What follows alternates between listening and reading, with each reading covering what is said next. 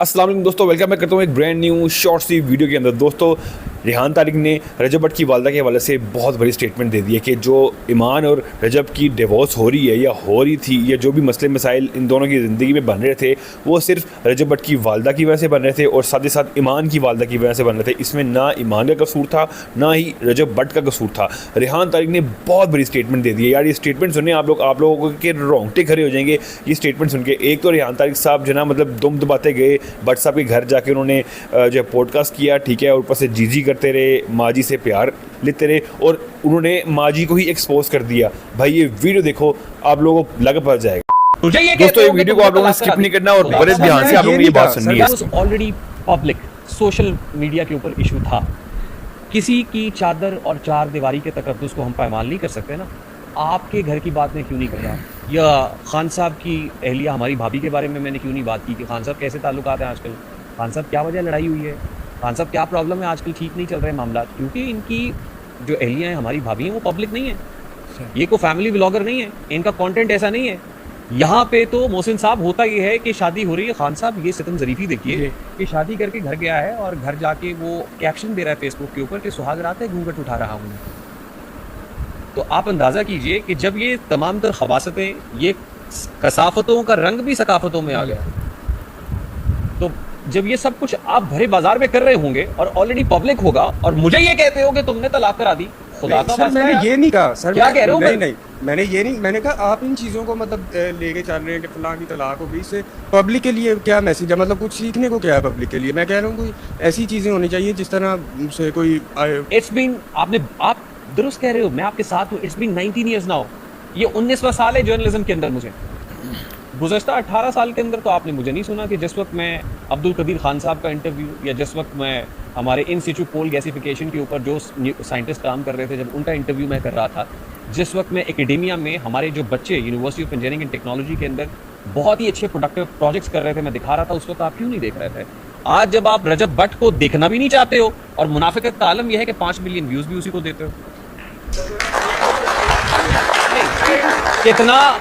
कितना हंसी फरेबे नजर खा रहे हैं लोग। 2 कश्तियों में पाँव हैं और जा रहे हैं लोग। सर ये आप जर्नल कह सकते हैं, लेकिन मेरा फोन आप निकलवा भाई आपके अकेले के लिए मैं करता हूँ। नहीं, मैं ये बात नहीं कर रहा। अरे मैं आपके अकेले के लिए थोड़ी कर रहा हूँ, मैं तो आपको नंबर्स की बात कर रहा हूँ। Now you made your point, आपने सवाल किया, बिल्कुल मेरा हक है ना जवाब देना। जी बिल्कुल सर, तो मेरे जवाब से आप सेटिस्फाइड हो या ना हो, मेरा माफी ज़मीर है जो मैंने बयान कर दिया है। बिल्कुल ठीक है। देखो, बिलो दे कर अबरारुल हक साहब गाते हैं ना, तो अबरार भंगड़ा किंग बन जाता है, क्योंकि आप सुनना चाहते हैं बिलो किन्ने जाना है, बिलो दे कर टिकट कटाओ, लैंड बनाओ, सारे लैंड बना के खड़े हुए हैं। अगर अब खान साहब अबरारुल हक साहब उसके बाद गाते हैं तेरे रंग रंग, मैं जहाँ भी जाऊँ दुनिया में तेरे जलवे मेरे साथ, उसके बाद आप यकीन कीजिए अबरारुल हक साहब अगर तेरे रंग रंग पहले और बिलो दे कर बाद में गाते ना, तो अबरार ना बनता। आप उस वक्त भंगड़ा ही सुनना चाह रहे थे, आपने बिलो दे कर की सुन के जितनी दाद दी ना, उनको अबरार बना दिया आपने। उसके बाद वो जो भी करेगा अबरार है ना। ये उसी सिलसिले की कड़ी है। आज पहले मेरे ऊपर तनकीद क्या थी कि पॉपुलर लोगों का पॉडकास्ट करते हैं, पॉपुलर लोगों को ले आते हैं। अब तनकीद पता क्या होती है? वो इसको तुम जानती नहीं थे, पॉपुलर कर दिया। दिल किसी हाल में काने ही नहीं जाने फराज। आप लोगों का मसला है, प्रॉब्लम है, आप लोग अपने अंदर जड़ा घर बैठा हूं बढ़िया ही नहीं, अंदर झांक के तो देखो कि क्या हो। फिर फिरदौस आशिक अवान साहिबा कहती थी ना, मंजी तुम्हें मतलब वो जो भी फिर आपको बड़ा वो उनसे पहले किसी और ने कहा था, उन्होंने तो बहुत बाद में कहा। हाँ, बहरहाल मैंने तो उन्हीं का सुना था, उससे पहले वो कहा होगा नसीबुल लाल साहिबा ने भी। बात यह है कि मैं वहाँ किसी को जिच करने नहीं गया था, मैं वहाँ एक एजेंडा लेके गया था, एक दरखास्त लेके गया था। यहाँ ऑन शेख साहब बैठे हुए थे, उनसे मैंने कमिटमेंट कर ली थी। कहते ना किसी की बेवफाई को भुलाकर किसी से एक वादा कर लिया है, अभी पिछली थकन उतरी नहीं है सफर का, फिर इरादा कर लिया है। तो मैंने कमिटमेंट दी हुई थी, मैंने कहा था भाई ये बात मैं वहाँ लेके जाऊँगा। उनकी मेहरबानी है, उन्होंने मेरी दरखास्त को कबूल किया, मैं वहाँ चला गया। और मैं वहाँ इसलिए गया था, और मैं ये भी बता दूँ कि मेरी बहन, हमारी भाभी, अभी भी मैं समझता हूँ ईमान भाभी जो है ये बहन है, उनसे भी मेरी बात हुई।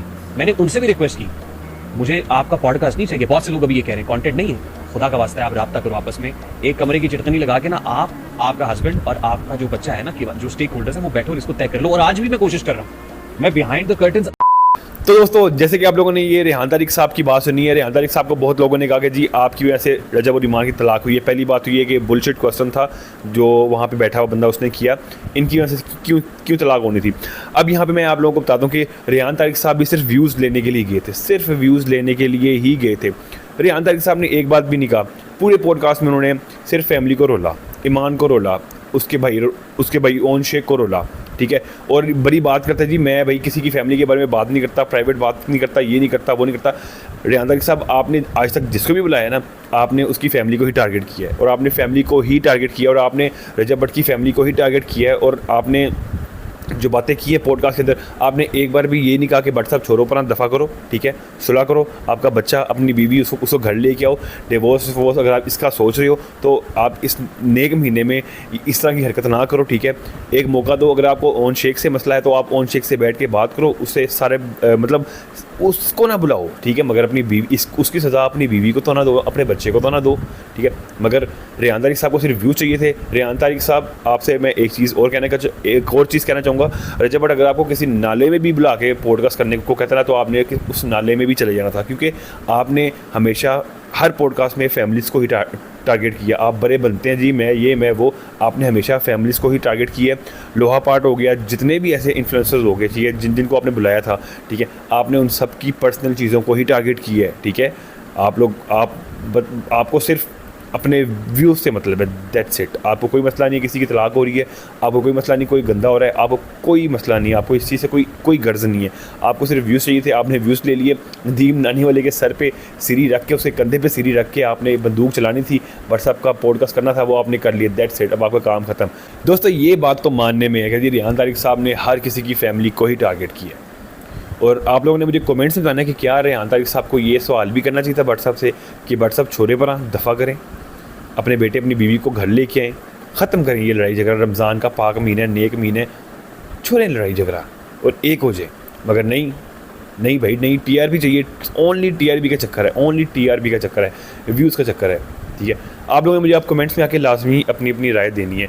मिलता हूँ आप लोगों से नेक्स्ट वीडियो में। प्लीज़ चैनल को सब्सक्राइब करें, और प्लीज़ मेरे चैनल को सब्सक्राइब लाजमी कीजिएगा, और प्लीज़ रिक्वेस्ट है पॉजिटिव कमेंट्स कीजिएगा, रिक्वेस्ट है आप लोगों से। मिलता हूँ आप लोगों से नेक्स्ट वीडियो में, तब तक के लिए अपने भाई को दें इजाज़त, टाटा फुर।